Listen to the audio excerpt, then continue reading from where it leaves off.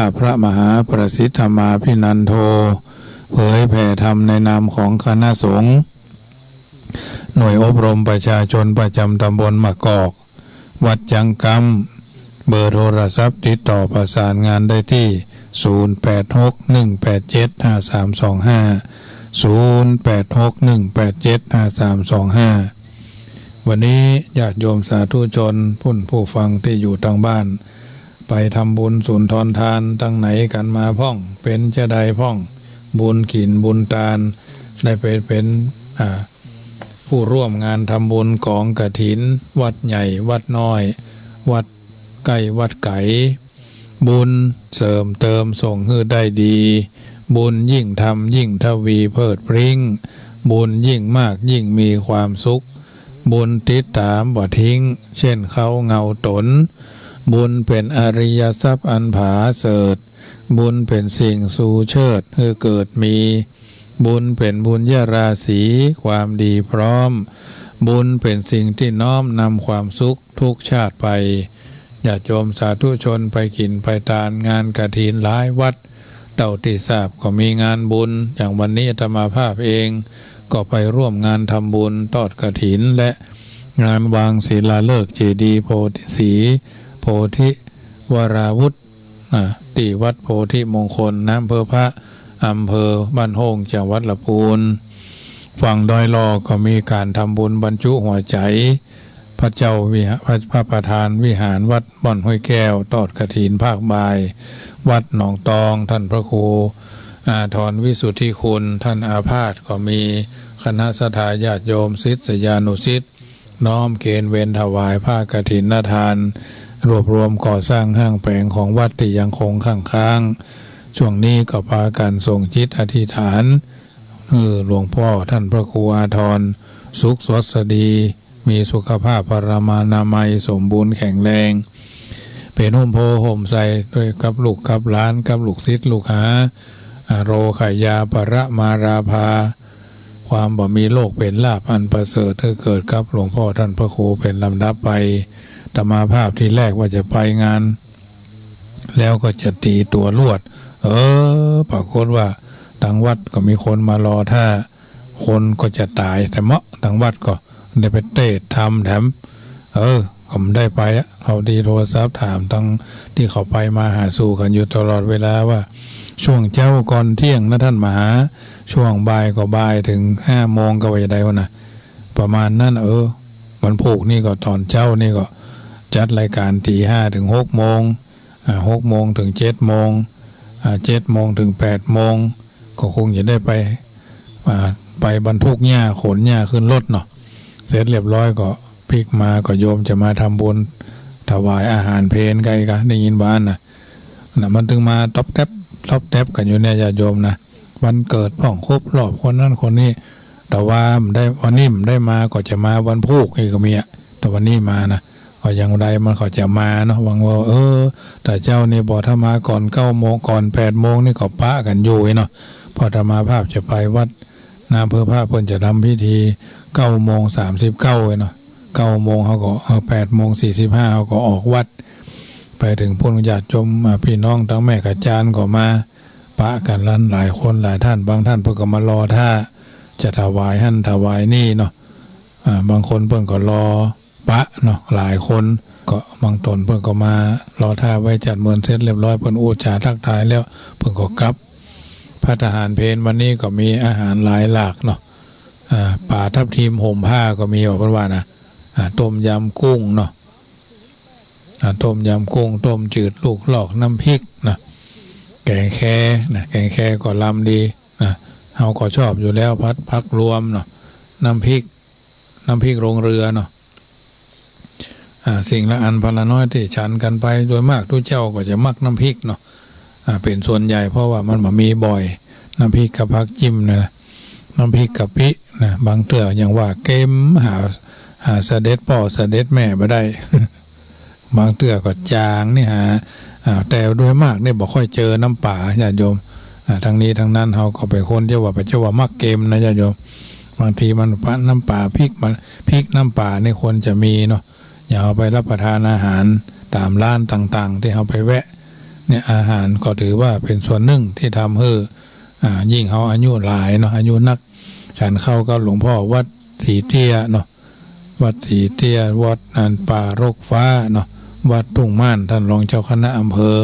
ตุลงครูบาบุญปันครูบาอาจารย์ทั้งหมดเอานี่ทุเจ้าน้อยละเพิ่นน้อยมันใจน้อยอายุน้อยละเพิ่นนะแต่ละรูปแต่ละตนหลวงพ่อพระครูปัญญาวโรภาสวัดม่วงตนท่านเจ้าคณะอำเภอบ้านห้องหลวงพ่อท่านรองเจ้าคณะจังหวัดเสาเก้าตนก็ละ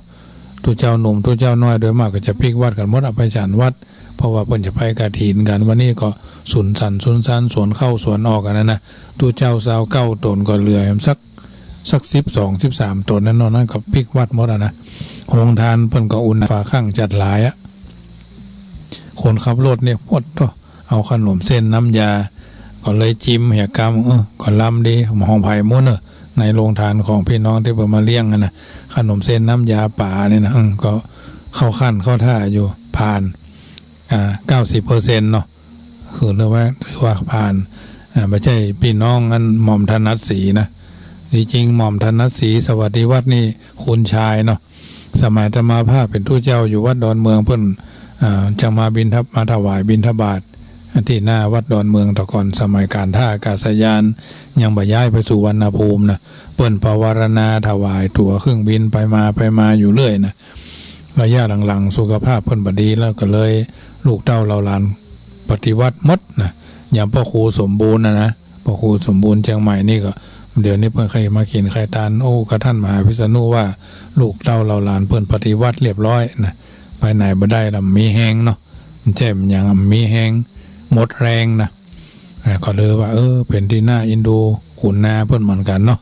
นะขอคือวาระสุดท้ายวันพุธจะไปละบ่อยนะขอคือหมดแห้งวันนี้ก็พอแล้วนะอโรคยาปรามาลาภานะญาติโยม เพราะฉะนั้นถ้าหมดแห้งแล้วก็มันนึงไปไหนมันได้ละนะมีเงิน100 ล้านก็หมออันเขาจ้วงลงเตียงพบก็ตายอย่างนั้นนะอันนี้ก็ถือว่าเป็นเรื่องที่จะต้องพิจารณาเพราะฉะนั้นญาติโยมสาธุชนท่านผู้ฟังทุกท่านการทำบุญทุกวันนี้บ้านกับวัดก็ช่วยกันประคับประคองการก่อสร้างห้างแผงการทอดกฐินปัจจุบันวันนี้บางวัดก็ไม่ได้มีกฐินแต่ก็เพิ่นก็สามารถช่วยกันให้มันประคับประคองให้เรื่องอานิสงส์ของผ้าบางวัดนี่เพิ่นบ่มีเจ้าภาพมาบ้านเฮานี่จะไปรอกับส่วนกลางก็ไม่ได้แต่เจ้าก็นั่งพาลบครับครูบาอาจารย์หลายรูปหลายตนเหมือนกันอู้กันไปอู้กันมาว่าท่านเจ้าคณะชั้นผู้ใหญ่ระดับจังหวัดระดับอำเภอเนาะน่าจะมาพินิจพิเคราะห์ว่าในจังหวัดเฮาเนี้ยในอำเภอแต่ละอำเภอวัดที่บ่มีกฐินมีกี่วัดเนี่ยคณะสงฆ์ก็ควรจะช่วยกันประกาศบอกเจริญพรเชิญชวนศรัทธาญาติโยมในจังหวัดนั้นๆในอำเภอนั้นๆเนาะมาช่วยกันทำบุญกฐินวัดที่เพิ่นบ่มีกฐินเฮาก็นิมนต์เพิ่นมาเจ้าคณะจังหวัดเจ้าคณะอำเภอหรือผู้ที่เป็นสสจสวนายกอบตนายกเทศบาลเนี่ยมาช่วยกันปรึกษาหารือกันว่าในตำบลเฮาเนี้ยมีทุเจ้ามีวัดที่เพิ่นบ่ได้รับกฐินกี่วัดเนี่ยที่มีแล้วเนี่ยเฮาบ่ถึงที่บ่มีนี่ก็เฮาจะช่วยกันจะได้คือเป็นอานิสงส์ของผ้าเนี่ยถ้าเฮาช่วยกัน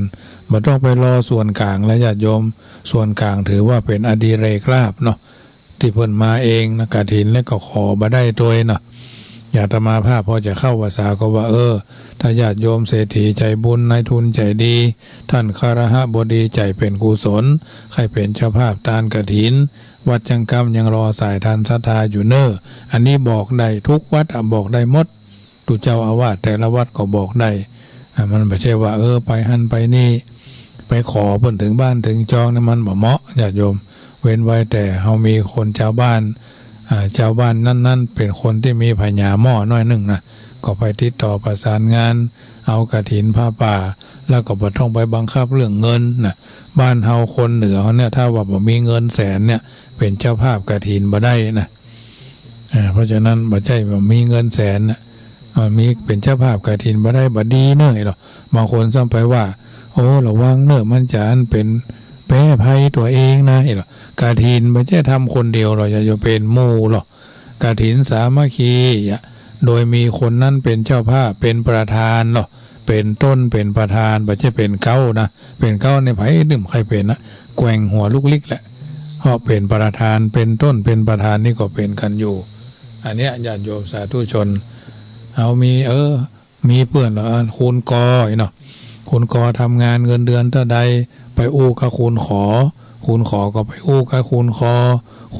ก็ไปอู้กับคูณงออย่าว่าเขาเป็นเจ้าภาพกฐินด้วยกันบอกปีนี้เขาตั้งต้นสักเต้าอี้อู้กันเป็นนอกวงเนาะ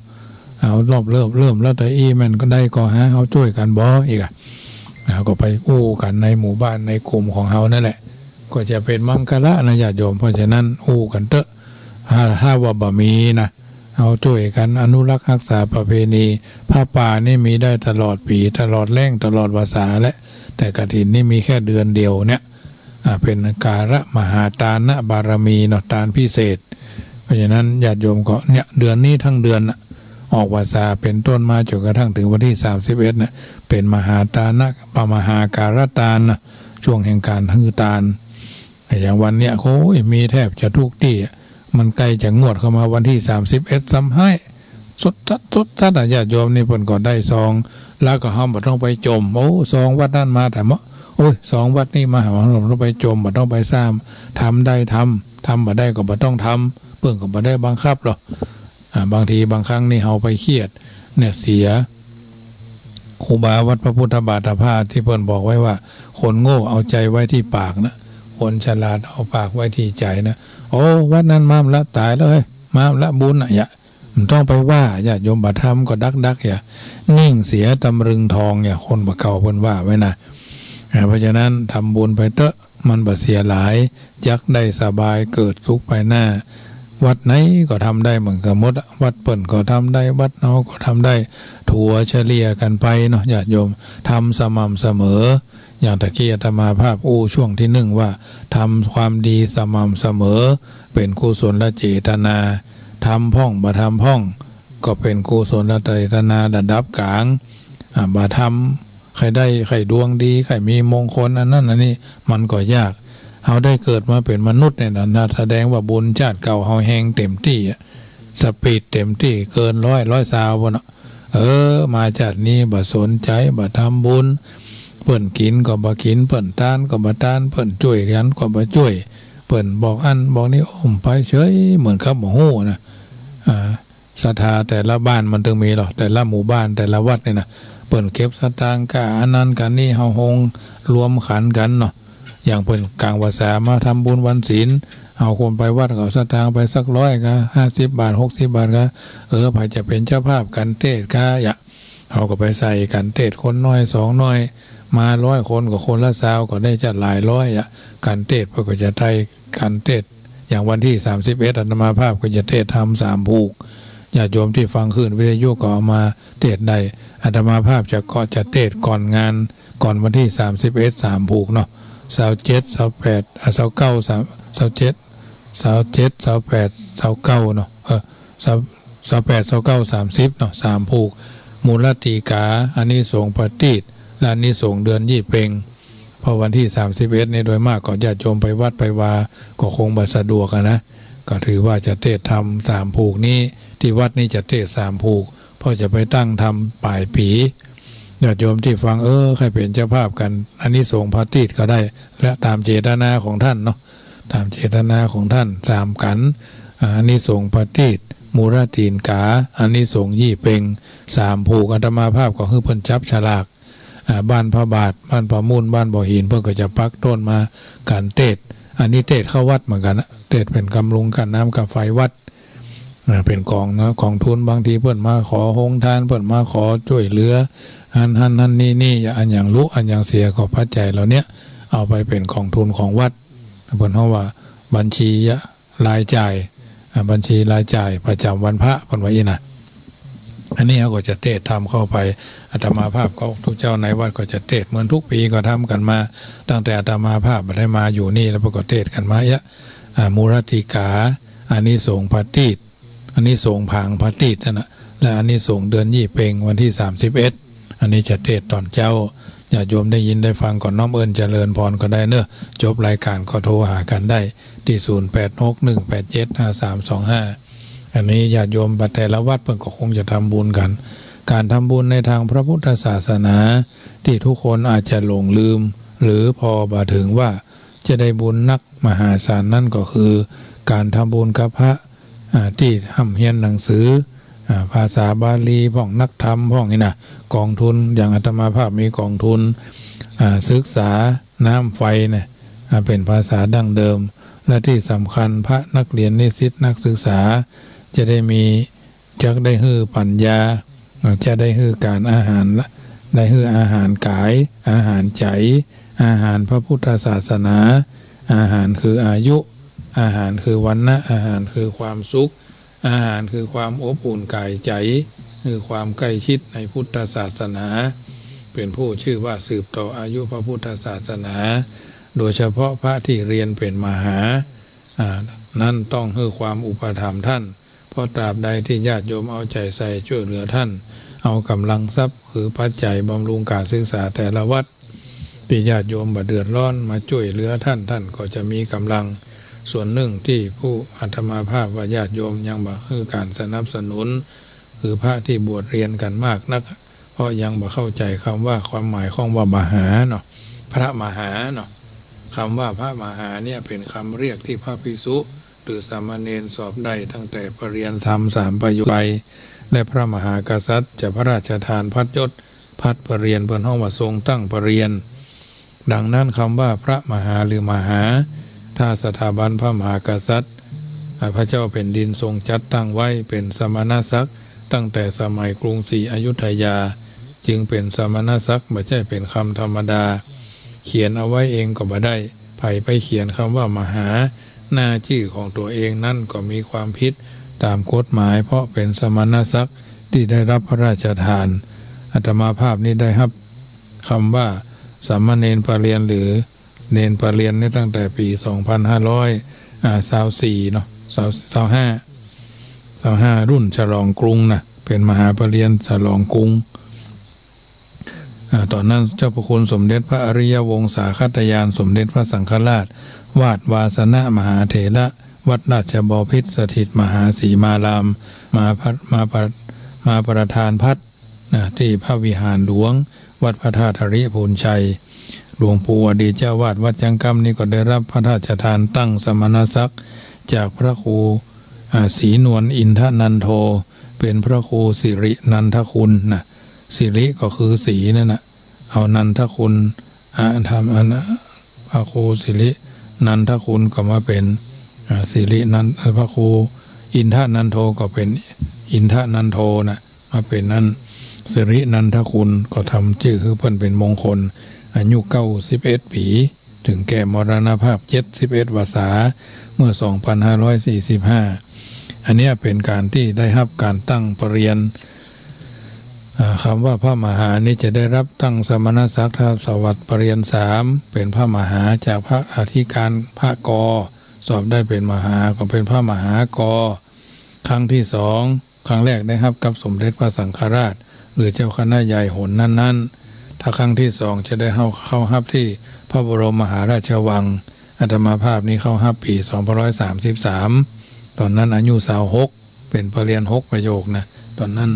อันนี้ถือว่าได้มีโอกาสได้เข้าใกล้ตอนนั้นเป็นปรริญญา6ประโยคเลขที่75เพราะฉะนั้นถือว่าเป็นสิ่งที่มาอู้ให้ญาติโยมฟังและเป็นคำพระราชทานทินนามคือเป็นพระที่นี่พระเจ้าอยู่หัวแผ่นที่พระเจ้าแผ่นดินทรงพระราชทานคำว่ามหาเรียกชัดๆหน่อยถ้าอู้ไว้ก็เขียนให้ถูกอย่าเผลอเขียนสลับตัวพยัญชนะในคราวหนึ่งที่โยมคนหนึ่งได้มาอู้กันว่าเดินมาบอกว่าโยมมาหาเนี่ยโยมมาหาก็ว่าโยมมาหามหูนะมาหาไปหาโยมที่มาหารอมาหาอยู่ที่ศาลาการประเรียนนะอู้จนงงบอกหู้ไผ่มาหาไผ่แต่ที่แน่ๆได้ไปหาเพราะเขามาหาเขามาหาไม่ใช่มาหาเขาไม่ใช่ไปหาเขาหลวงพ่อที่จังหวัดหนึ่งอู้คำว่า มหาเพราะท่านว่าแปลคำว่าใหญ่ครับถอดไม่ออกโยมก็ถามหลวงพ่อว่าที่ว่าใหญ่พอใจแต่คำอื่นหลวงพ่อช่วยขยายความให้กระจ่างหน่อยเถิดว่าหลวงพ่อก็อธิบายว่าคำว่าใหญ่มาเพราะรากศัพท์บาลีอย่างนั้นส่วนคำว่าครับหรือพระเนรรูปใดที่เป็นมหาเวลาไปไหนมักจะยืดองค์อาจมีอัตตายิ่งตอนได้มหาใหม่ๆเข้าประตูกุฏิแทบไม่ได้เพราะมันพองผู้บรรยายตอนได้มหาใหม่ๆก็เรียกว่ามหาเนาะยึดถือเสียบะมีเวลาเข้าห้องคับกว่าเดิมจีวรอังสะสบงหุบห่อแต่ถ้าเป็นเสื้อผ้ากางเกงก็คงใส่ไม่ได้ส่วนคำว่าถอดไม่ออกก็แม้จะซึกไปแล้วตายไปแล้วก็ยังอู้กันเรื่องว่าสมัยมหานั่นมหานี่มหาทวีเขื่อนแก้วเนี่ยถอดไม่ได้เพราะได้มาด้วยการสอบเองไม่ได้ไปซื้อไปขายเนาะไม่ได้ไปเอาเงินเอาภูมิปัญญาไปเข้าไปสอบเองสอบแทนกันคนอื่นสอบแทนก็ไม่ได้นะพระที่เป็นมหานำหน้าแล้วต่อท้ายด้วยชื่อเดิมของท่านจึงเป็นพระที่มีเกียรติมีความรู้มีการศึกษาดีสำเร็จเรียนนักธรรมเอกแล้วก็เรียนปรริญญา3เป็นต้นเพราะฉะนั้นญาติโยมสาธุชนเพิ่นว่าถ้าได้เป็นปรริญญา1 2 3 4 5เป็นปรริญญาเอกเป็นปรริญญาตรี3 4เป็นปรริญญาตรี5 6เป็นปรริญญาโท7 8 9เป็นปรริญญาเอกปรริญญาเอกนี่ก็ตั้งไปเรียนปท7นี่ก็เป็นปรริญญาเอกเอกปัทมะเอกถ้าปท8นี่ก็เอกมัชชิมะถ้าเป็นปรริญญา9นี่เอกอุตตมะคือสูงสุดนะเพราะฉะนั้นเป็นเรื่องที่แต่ละคนมีสนใจใส่ใจบางถ้าเป็นเนนก็ได้เป็นนาคหลวงเนนสอบประโยค9ได้ก็เป็นเนนนาคหลวงเพราะฉะนั้นการศึกษาพระปริยัติธรรมนี้เปรียบเหมือนพระที่เฮียนชาวบ้านที่เป็นเฮียนในร้อยจปรพระมหาปรริญญาทั้งหลายนี่โดยมากจะเป็นฝ่ายเสนาธิการวางแผนรักษาพุทธศาสนาศึกษาพุทธวจนะคำสอนแปลปรับและเอามาเผยแผ่ให้ญาติปริวัติกับกาลสมัยอากาลิโกเป็นประจำการในการดำเนินชีวิตของเรา เพราะฉะนั้นญาติโยมสาธุชนท่านผู้ฟังทุกท่านสิ่งต่างๆเหล่านี้คือเราได้มีโอกาสได้หู้ได้เข้าใจสิ่งต่างๆที่จะทำเมื่อเราท่านทั้งหลายอยู่เย็นเป็นสุขโดยเฉพาะการเอาบุญมาเลี้ยงหัวใจเนาะเมืองไผ่สาลีเป็นเมืองที่ปรากฏขึ้นตั้งแต่สมัยพุทธกาลที่ประเทศอินเดียหรือก่อนพุทธกาลโดยซ้ำเมินมาแล้วส่วนประเทศไทยตั้งขึ้นเมื่อใดสมัยในจักบ่เอ่ยถึงแต่อยากจะบอกว่าถ้าฮักเมืองไทยต้องดูเมืองไผ่สาลีเป็นตัวอย่างเมืองไผ่สาลีนั้นเป็นทั้งเมืองมั่งคั่งกว้างขวางมีคนมากมายมีคนพลุกพล่านแต่มีกษัตริย์พัดเปลี่ยนกันปกครอง700 พระองค์นับว่านักมากเลยต่อมาเมืองไผ่สาลีเกิดเข้ายากมากแปลงไถนาเข้ากล้าเสียหายความอดอยากกั้นอยากแล่นแค้นเข้ามาจนคนตุกจึงทยอยกันล้มหายตายจากวันแล้ววันเล่าเหตุเกิดจากภัย3ประการก็คือเข้ายากมากแพงพวกอมนุษย์เข้ามามาทำร้ายเนาะเข้ามาสิงสถิตภัยเกิดจากโลคาพญาธิมีคนล้มหายตายจากพระราชามหากษัตริย์ก็พากันสังวาสสวดทยายมาถึงปัจจุบันบ้านเฮาก็เหมือนกับโรคโควิดเนี่ยเนาะล้มหายตายจากกันตรงนั้นตรงนี้แต่ก็มันจะตายกันอย่างอันแต่ว่าสอนนั้นพระพุทธเจ้าก็พระอานนท์เฮียนเอารัตนสูตรเนี่ยเพราะฉะนั้นเรื่องรัตนสูตรที่อาตมาภาพสวดเว้นวันสวดหรือทยัตระยะคือท่านได้ยินฟังว่าอัสญานีท่าภูตานี่ก็เป็นบทสวดที่ขจัดปัดเป่าอุปัฏฐวะกังวลอนตรายเวลาเพื่อนจะเอาศพไปเผาเพื่อนก็บอกว่าถอนวิญญาณหรือเชิญดวงวิญญาณว่ายังกินชีวิตต่าง3 จบญาณีท่าภูตา3 จบอันนี้เพื่อนว่าสวดถอนสังฆะเนี่ยสังฆะปาเพิกก็คือเป็นมงคลแก่ครอบครัวแต่ละคนแต่ละท่านเป็นพุทธมนต์สิ่งต่างๆเหล่านี้พยายามทำสม่ำเสมอหมั่นสวดมนต์หมั่นไหว้พระ สวดพระพุทธมนต์มีพระรานุภาพอันยิ่งใหญ่ป้องคุ้มครองตัวเฮาคุ้มครองคนในบ้านคบควรเกหะสถานบ้านจองเลือกนาไร่สวนบทสวดพระปริตรทั้งหมดเกิดจากพระบารมีของพระองค์ตรัสไว้ซึ่งในแต่ละปริตรจะมีพระรานุภาพแตกต่างกันไปพุทธคุณช่วยท่านได้นะถ้าท่านตั้งใจสวดเช้าสวดที่ไม่สบายใจก็สวดไม่สบายใจก็สวดนะเพื่ออย่างเหมาะกับอันอย่างแต่ขอให้ญาติโยมได้หามาสวดกันเวลาตอนเจ้าตอนแรงตอนเจ้าหรือเวลาใดสบายใจก็สวดไม่สบายใจก็สวดคือมันตามสมควรถ้าหากว่ามีเวลาสิ่งทั้งหมดก็จะเป็นบุญจะเป็นกุศลคอยกางกั้นบ่ให้สิ่งเลวร้ายเข้ามาเบียดเบียนบ่ฝันให้บ่นิมิตให้โดยเฉพาะบทเมตตาว่าสุขังสุปฏิสุขังปฏิปุจจตินะปาปะกังสุปินังปัสสติมนุสสานังวาอมนุสสานังวาพิยังวาเนี่ยพูดผีปีศาจรับก็เป็นสุขตื่นก็เป็นสุขบ่ฝันให้เทวรักษาสัมภเวสีก็คุ้มครองปกป้องเขาอยู่เย็นเป็นสุขอันนี้เป็นต้นสิ่งต่างๆเหล่านี้เป็นนิทัศนะอุทาหรณ์เตือนจิตสกิดใจเขาท่านทั้งหลายได้มีคุณงามความดีคือกุศลคือความฉลาดจะคอยชุบเลี้ยงหัวใจเฮาเพื่อเบิกบานสำราญใจทุกวันทั้งในเวลารับเวลาตื่นหรือเวลาใกล้จะไปวาระสุดท้ายแห่งชีวิตกระแสจิตก็จะนึกถึงบุญที่ได้ทำไว้นึกหันแต่ความดีงามส่วนความชั่วบ่มีเลยจิตสว่างหนทางสู่สุคติก็มีเป็นเพียงที่พึ่งอันประเสริฐอย่างนั้นเองเพราะฉะนั้นเพิ่นจึงบอกว่าชาติพันธุ์มนุษย์เกิดมาแล้วถ้าบ่ได้สะสมบุญบารมีเสียตั้งแต่บัดนี้มีชีวิตอยู่ไปก็ไร้ค่าเพราะที่ได้เกิดมานั้นมันแสนประเสริฐมันแสนจะเลิศประเสริฐสีโอกาสจะได้หวนพลิกมาเกิดแห่งข้างแทบบ่มีด้วยเหตุนี้ต้องเร่งรีบประกอบธรรมกรรมดีเนี่ยเป็นต้นเพราะฉะนั้นญาติโยมสาธุชนได้ยินได้ฟังน้ำธรรมคำสอนส่วนแห่งการสังวาสสวดที่ยายพุทธคุณธรรมคุณก็ดีธรรมบรรยายในค่ำคืนนี้ก็ดีก็ขอเป็นกำลังใจให้ทุกคนที่ท้อแท้ที่อาจจะท้อถอยท้อได้แต่อย่าถอยถ้าถอยก็คือถอยป้ายแดงอย่างเพิ่นว่านั่นนะเพราะฉะนั้นค่ำคืนนี้ญาติโยมอยู่ชุดไหนม่งใดวันนี้ไปตานกฐินทั้งไหนมาพ้องน้ำเอิญเจริญทรโทรเข้ามาเนอะ0861875325 0861875325โทรกันเข้ามาเป็นกำลังใจให้ทุกคนที่อยู่ทางบ้าน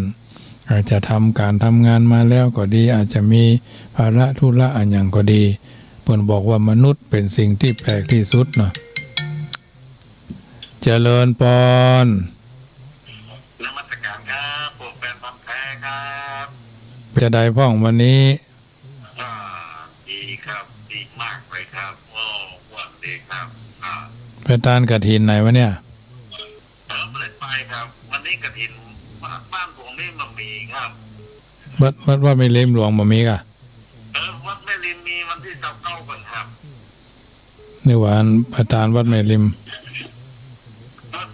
วัดแม่ริมมีวันที่29ครับเนี่ยวันเนี่ยครับค่าวัดบ้านตัวเองเนี่ยครับ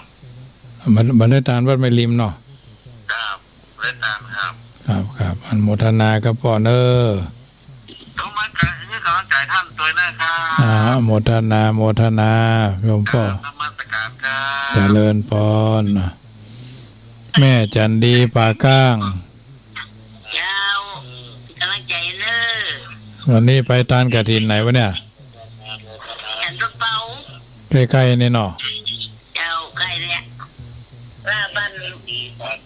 ประกาศในวันที่31สุดท้ายเนาะเจ้าสุดท้ายละเจ้าเป็นกำลังใจแม่จันดีเนอเจ้าเจริญพรมนุนบนหม้อได้กินป่ะได้กินจะได้มาถุงหม้อตั้งปีนกะหม้อตั้งปีนกะอู้แท้เนาะใช่กะโอ้ดีใจเป็นคนที่1 มี กินหง อันของดีมันถึงมีน้อยเนอะ แล้วเจ้าอร่อยดี ดีใจเป็นคนที่หนึ่งเนอะ เจ้าเจ้า อ้าวเจริญพรแม่ครูเหรียญทอง ไว้สาเจ้ามาตันอยู่เลยเจ้า โอ้มาล่ะ เจ้ามาถึงมาทุ่งไปแล้วมาถึงบ้านทุ่งไปหน่อย มันจ้ากะตีนั่นน่ะนอกตางโดยสเก็ตอะ ทางมันแบบ วิ่งตางบดีกระดกกระแดกกระดกกระแดกจนซ้ำคุดถาถอนไม่ดินหดน้ำหดหาไป2 ชั่วโมงไปเจ้าท่าน แถวนั่นมานั่นซอยไข่แตกอ่ะ เจ้าใช่สะพานเบี่ยงไปกับสะพานเบี่ยงก็โอ้ยถ้าเป็นรถตู้เกือบเต็มพอดีก็มากับตอนเย็นมันรถนักเนาะ รถหนักกูก็จะเข้ามึงก็จะออกมาคนก็มาลูกเชียงใหม่ มารถเหมาแล้วเป็นรถไปขี้เปิ้ลขี้โป่งมถ้าเป็นรถน้ำนอกตอนเจ้าไปเจ้าเนี่ยแควนน้อยรถอีกปอนักแต่ขามานี่ก็เข้าก็นักออกก็นักเจ้าเป็นกำลังใจแม่เนอ